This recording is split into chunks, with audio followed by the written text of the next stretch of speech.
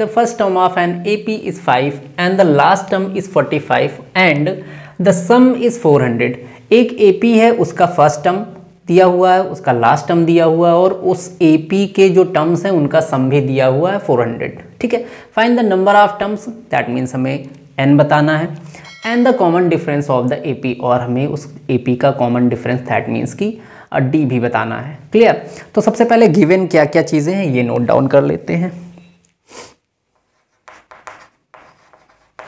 Given है हमारे पास A 5 और उसके बाद लास्ट टर्म L दिया हुआ है 45, SN that means sum of the AP कितना दिया हुआ है 400, एंड हमें N बताना है एंड D बताना है। ठीक है, क्वेश्चन करने से पहले हमको इस तरीके से सारी चीज़ें नोट कर लेनी चाहिए।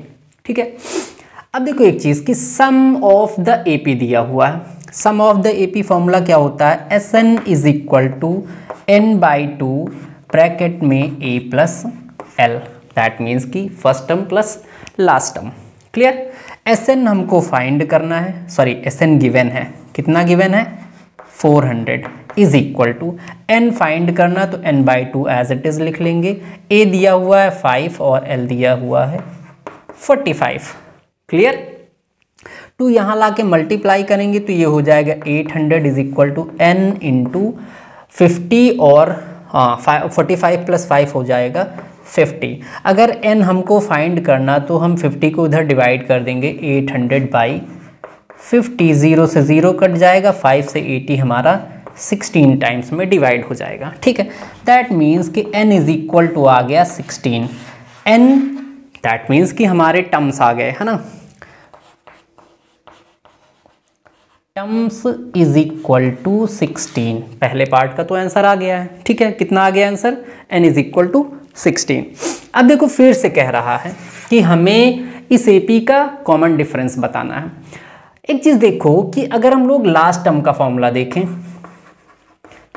Last term L is equal to होता है A plus n-1 into D। Clear? Last term हमारे पास है 45 इज इक्वल टू A है 5 प्लस n निकल आया हमारे पास कितना 16 माइनस 1 कर लेंगे इंटू D। 5 इधर लाएंगे तो ये हमारा बचेगा 40 इज इक्वल टू 16 में से 1 माइनस होगा, दैट मीन्स ये हो जाएगा 15D। ठीक है, D इज इक्वल टू हमारे पास आ जाएगा 40/15। क्लियर? यही हमारा D होगा। चाहो तो इसको और स्मॉल कर सकते हो, 5 से डिवाइड कर लो, ये 8 टाइम्स हो जाएगा, 5 से ये 3 टाइम्स हो जाएगा। D इज इक्वल टू आ जाएगा 8/3। क्वेश्चन में अगर हम लोग बात करें तो कॉमन डिफरेंस हमको कितना मिल गया? Common difference is equal to 8/3।